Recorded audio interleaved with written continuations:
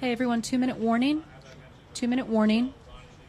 At the end of this, there's going to be a part for questions. So if anyone has a question, please raise your hand. We'll get you the microphone. And if everyone has already silenced their phones, please. Thank you.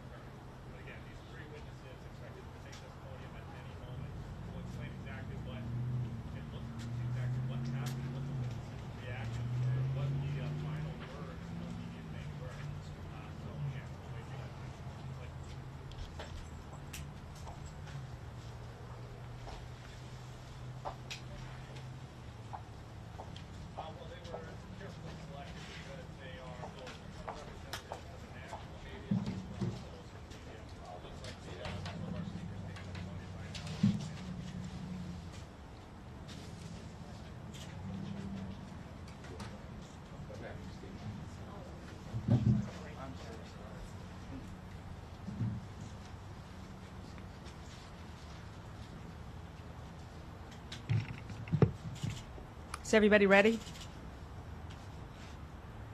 Everybody ready?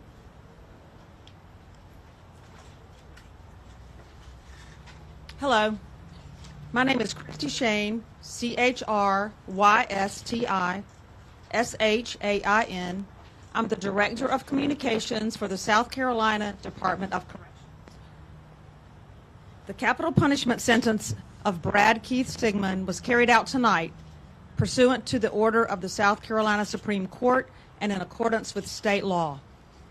The execution was performed at 6:05:50 by a 3-person firing squad and he was pronounced dead by a physician at 6:08 p.m.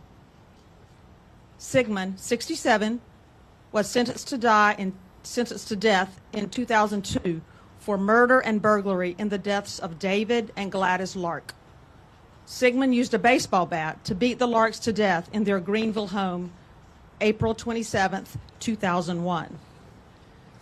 Sigmund's last statement was read to witnesses by his attorney.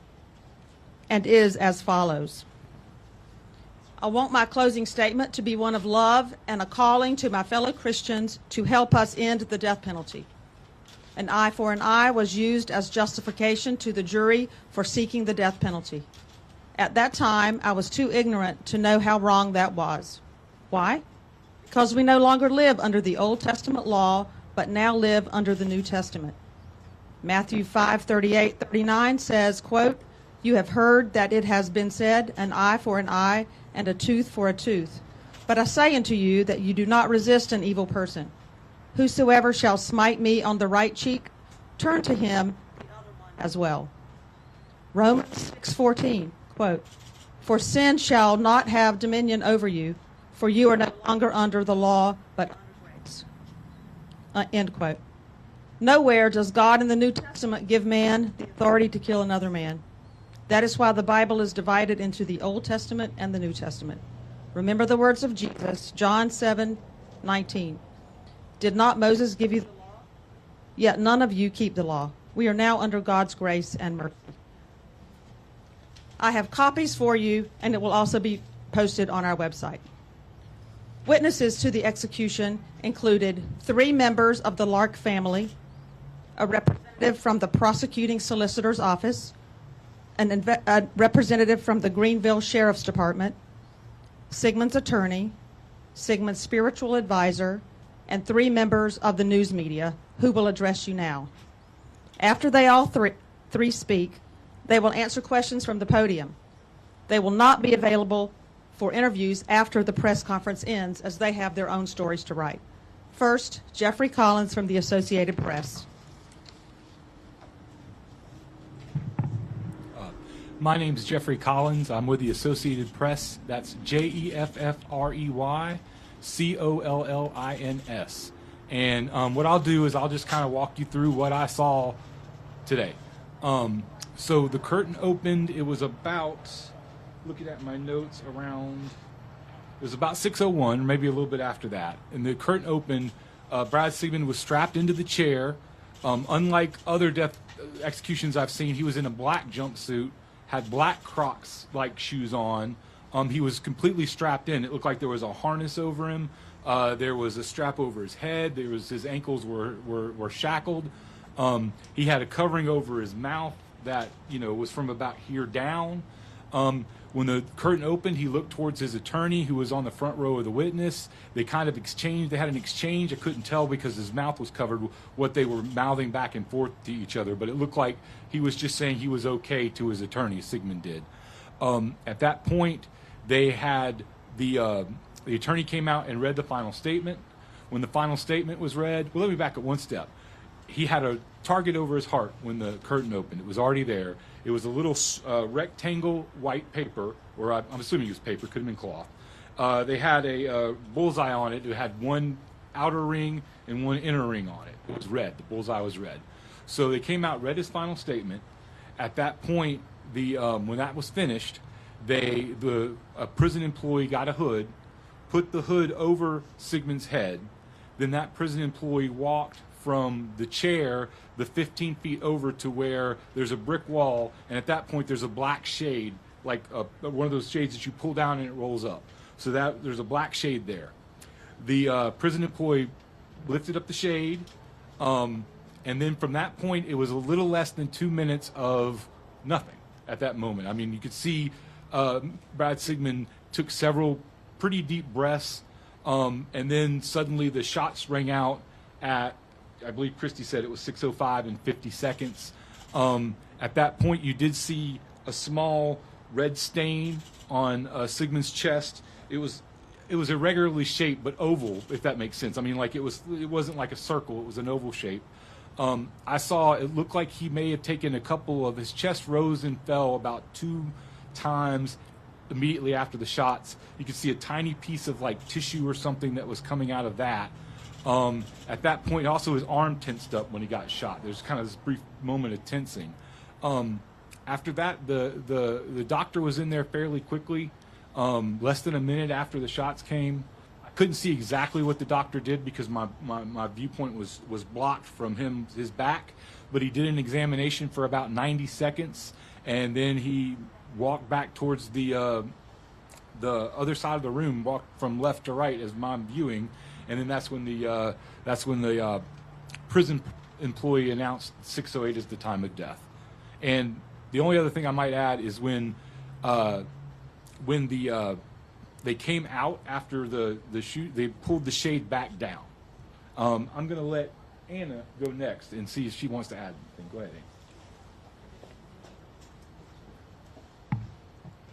Hello, everybody. My name is Anna Dobbins, ANNA DOBBINS. I am with WYFF News 4 in Greenville.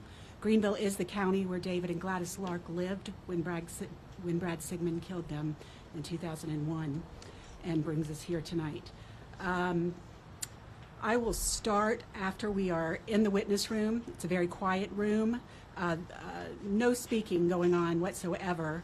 The only thing you can really hear are intakes of breath as people try to calm themselves down, feet shuffling, that sort of thing, and everybody constantly glancing at the clock to see where we are in the process. At 6:01, the curtain was pulled back, exposing the room to us. Brad Sigmund was already strapped into the chair. He had the chair did not have arms, so his arms were down to his side and clipped in with restraints. His feet were restrained. He had a strap across his forehead, and he also had something that appeared a little like a sling that covered his mouth. But he could move his head just a little bit, so he moved his head to the extent that he could toward the witness room, appeared to be exchanging some words with Bo King, his attorney. Kind of took in the whole witness room to the extent that he could. I want to comment on the expression that he had. Again, you couldn't see his whole face, but I did not pick up on anything in his expression that would have indicated fear. I wouldn't say he was expressionless, but it was hard to see everything. They then read the final statement, which we've already been over. He was wearing the black jumpsuit. His arms were exposed and bare. At 6:03, they put the hood on, and at 6:04, they lifted the shade on the what I would describe as cubbies that the executioners were going to shoot through. We could not see the guns. There was also no countdown or anything like that to tell us when the shots would be fired. The shots were fired at 6:05. I perceived that they were all fired at once, that it was just one sound. There was an ever so slight, I don't know if it was an echo or a fraction of a second that one of the shots were different, but it was ever so slight. His arms flexed. There was something in his midsection that moved. I'm not necessarily going to call them breaths. I don't really know, but there was some movement that went on there for 2 or 3 seconds. It was very fast. I did see a splash of blood when the bullets entered his body. It was not a huge amount, but there was a splash that you could see kind of protrude from the wound, and the target was you couldn't really see what happened to the target. It just wasn't there anymore. The chair that he sat in sits in something that I'm just going to refer to as like a catch basin. There were maybe a few drops of blood that I could see in the catch basin, but that was really it. At 6:06, the medical professional came in, talked to or listened to his heart and his body for, it felt like a long time, but as we calculated, or as I calculated here with my notes, it was a little bit over a minute, between a minute and a half. And at 6:08, the declaration of death was announced.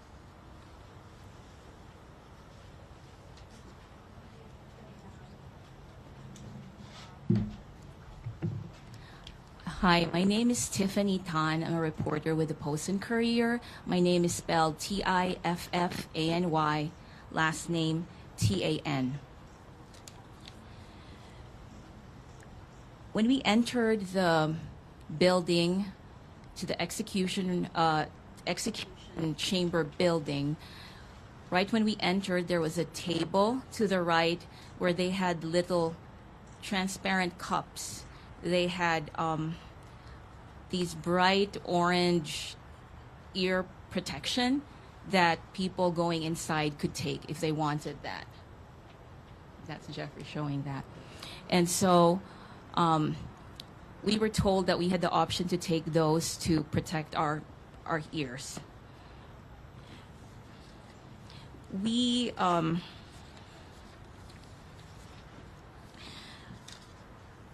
the curtain opened at 6:01 p.m.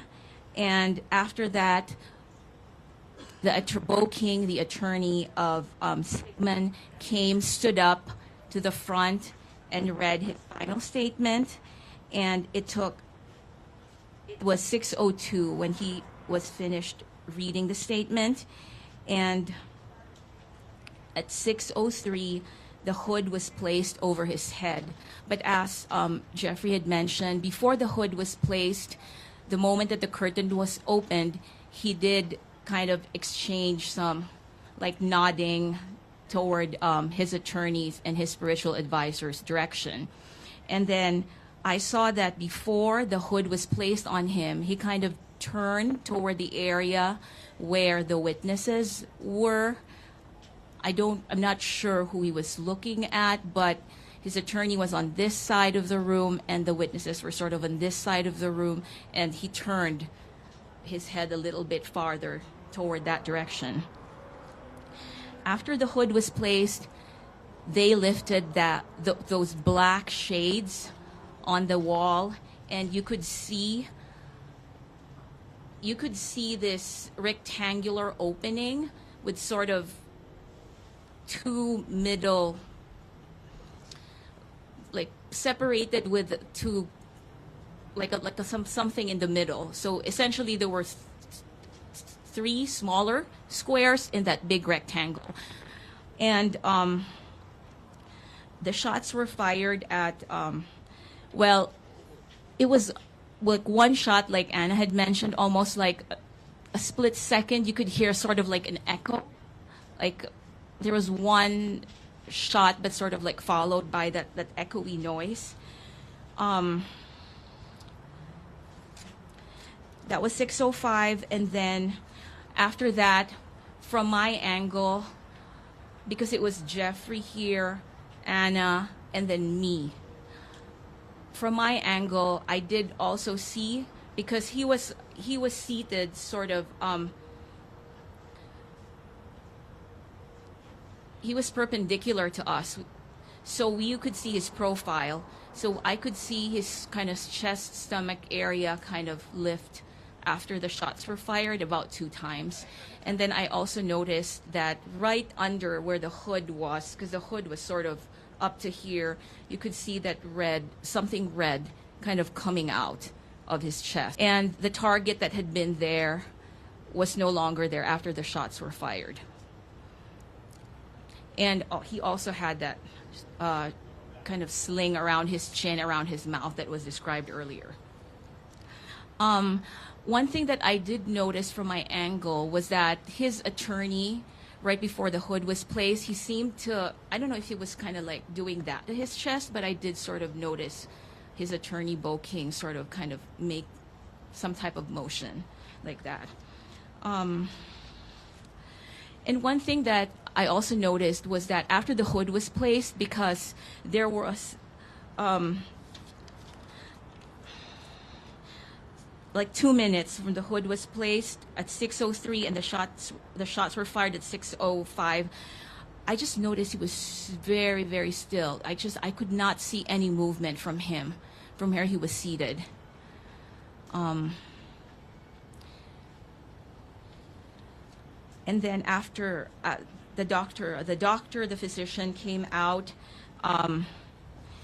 at 6:06.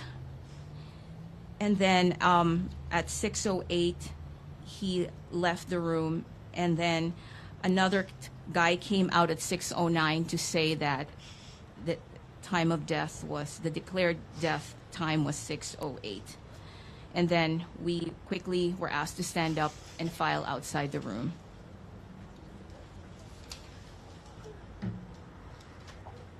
Does anyone have questions for the witnesses?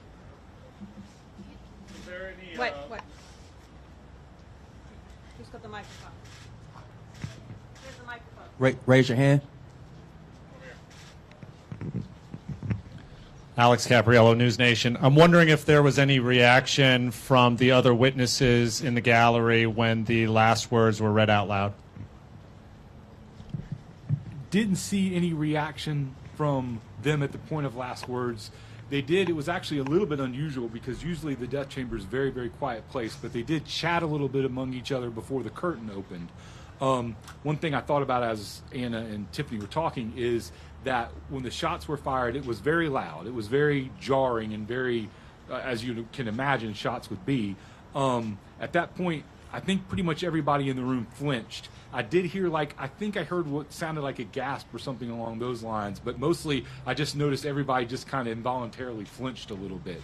But as far as reaction from the witnesses, I didn't see anything out of the ordinary from my vantage point.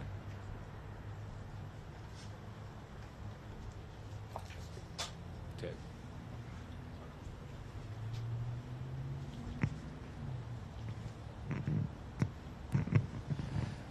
Thank you all. So this is just a couple of questions sort of about the setup of the chair itself. Can you confirm again just how his hands were strapped and whether there was any kind of, I believe someone said that there was a basin under the chair and whether there was anything around the chair, like were there, I know in Utah there were sandbags, was there anything sort of backing the chair, was there anything like that?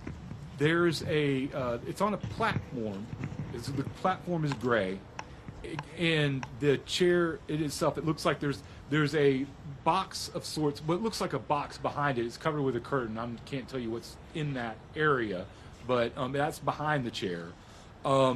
His arms are actually strapped, and maybe a little bit, but it's actually a little bit, like not straight down, but maybe a tad bit, a small angle behind.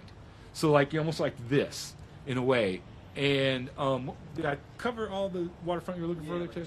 Arms are strapped to the chair itself? They are strapped down at his sides. It looks like they could be strapped at some point, but they're not like you would think of, like it's not strapped like on the arm of the chair. It's just strapped back to the chair.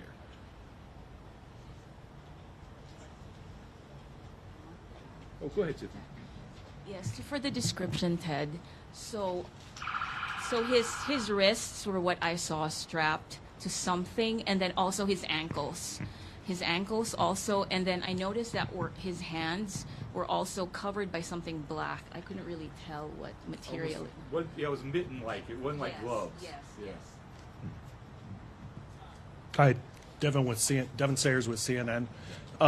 The photo, I'm sure you've seen it from the South Carolina Department of Corrections. Is that what the room did look like? Is that an accurate photo of what the room you saw look like? Yes, it's that photo you can only see the electric chair and the firing squad chair, so you can see a bigger part of the room.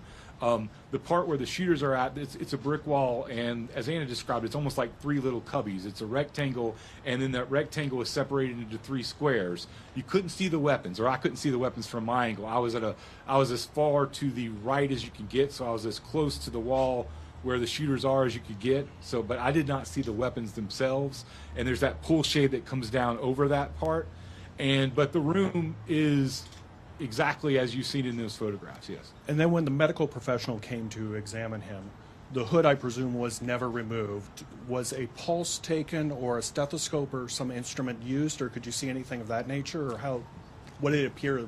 The doctor came in and did have a stethoscope, but my angle is, if this is the inmate, if Brad Sigmund's sitting right here, I'm the doctor here, and I'm looking from his back, so I couldn't see exactly what he was doing. You could tell he was doing some things around his chest, around his neck area, but I couldn't tell exactly what procedures he was doing or how he was checking for life. And the hood always stayed on?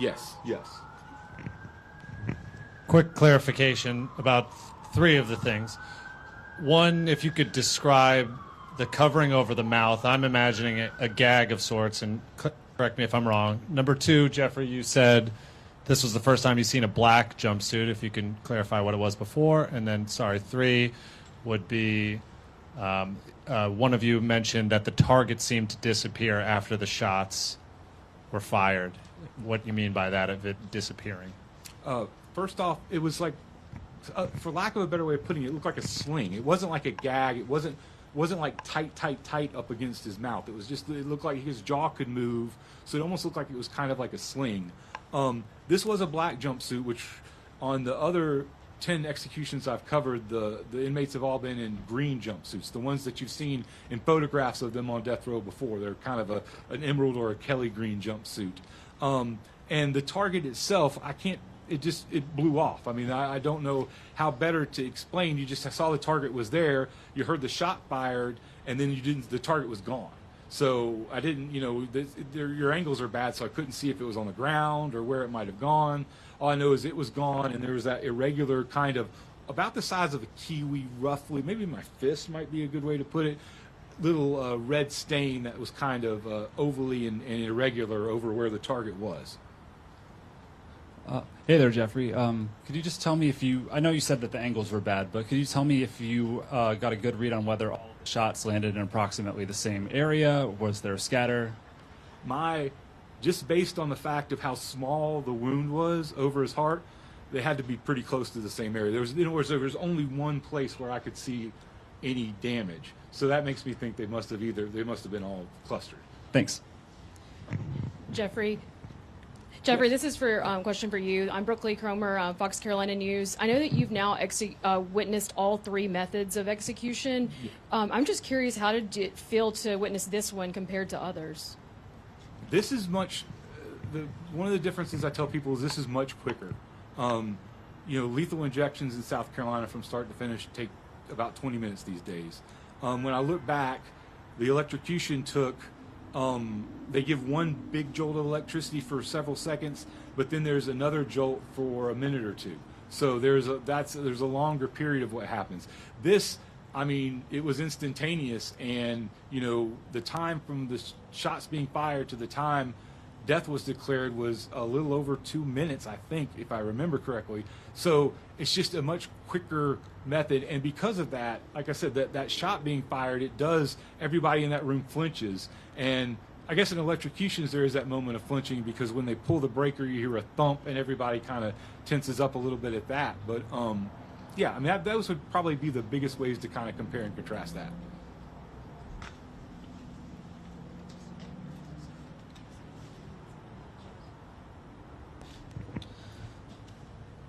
I know you all mentioned hearing possibly, an echo. Was there any other noise after the shots were fired? Any expression from Mr. Sigmund, or was it just the sound of the shots? I didn't hear anything in there from the time you hear the shots getting fired to the time they told us that we were ready to leave. So it was very quiet. And I mean, I looked around, I didn't see anybody's expressions change or anything, but again, most of the witnesses are in front of me, so I'm not seeing their face. But from what I could tell, it was very quiet from the point where the hood was placed on from the point where the curtain opened, really. It was a very somber, quiet room outside of the shots being fired. And question for Christy, could you confirm what it was that he was shot with, the caliber? And I can't hear you. The firearms that he was shot with, the caliber, are you able to confirm what they were? So is your question what caliber? Yes. What caliber bullet was used? It was a .308 Winchester Tap Urban. Thank you. Other questions, Ted? Wait. I'm sorry. Submit. I just wanted to clarify from Jeffrey or whomever. Can you show with your hands again how far the hood came down, and then how the mask was, like with your hand on the mouth? Like what part of the face was present to the witnesses? The sling kind of, when the curtain first opened, the sling was came up to about right here. But he mouthed something at his attorney, and when he mouthed, you could see his mouth just a little bit. I couldn't tell what words he was saying or what specifically what their exchange was like. But yeah, it just kind of was a sling that covered from his neck up to about where his top of his lip. But it wasn't a very tight sling, because when he spoke, you could see parts of his mouth. And then the hood came the hood came all the way down to his shoulders. You couldn't see anything. Once the hood was on, you couldn't see any skin from anywhere. From only his arms. His arms were bare, but you couldn't see any other skin. Once that hood comes down, you can't see anything from roughly here up. Abby Brooks with NBC News, just confirming it was 3 shots, no delay, all at the same time. Yes, I Tiffany, if you want to mention, it sounded like maybe there was an echo, or maybe there could have been like the slightest bit of, but I mean, I heard 3 shots at seemingly the same time. My thought was maybe it might have been an echo in the room. Yeah, it's kind of hard to really, and we only really heard like one major shot that sort of kind of was followed by an echo, so we didn't hear 3 distinct shots. It was instantaneous almost.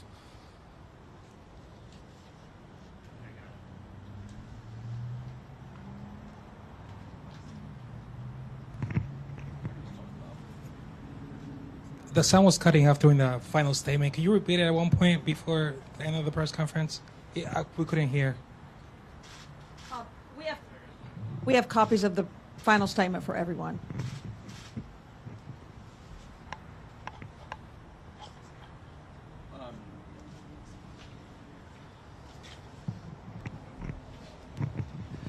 Thank you. Could you smell any gunpowder in the room? I didn't smell anything at all in the room.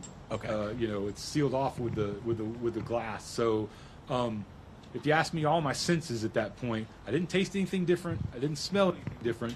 The sound was very loud. Yes, that was different than any other one that you go to because of that sound. Of course, I told you what it looked like, and I think it'll feel. There's always a tension in the room, but I mean, yeah, you didn't smell anything. Yeah. And this question is for Christy. Can you confirm his last meal? Yes. His last meal was 4 pieces of fried chicken, green beans, mashed potatoes with gravy, biscuits, cheesecake, and sweet tea. It was served Wednesday evening. Other questions?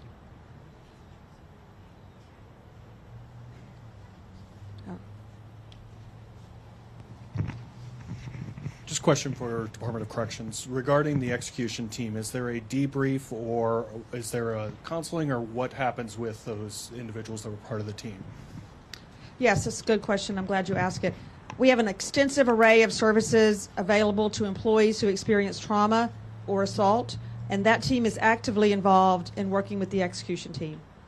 We will do an a review of today's incident and make any changes that are deemed necessary. Christy, I have one more question. The 3 shooters, was it who was planned, or did any alternates have to step in? As far as I know, it was as planned.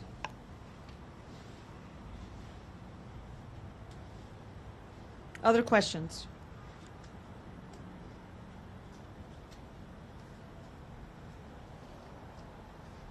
The press area and building will be open for the next hour, and will close at, I don't have my phone, close at 8 o'clock. So please use the space if you need it. Let us know if we can help you. And after that, we'll ask you to leave as we'll be closing for the evening. Thank you.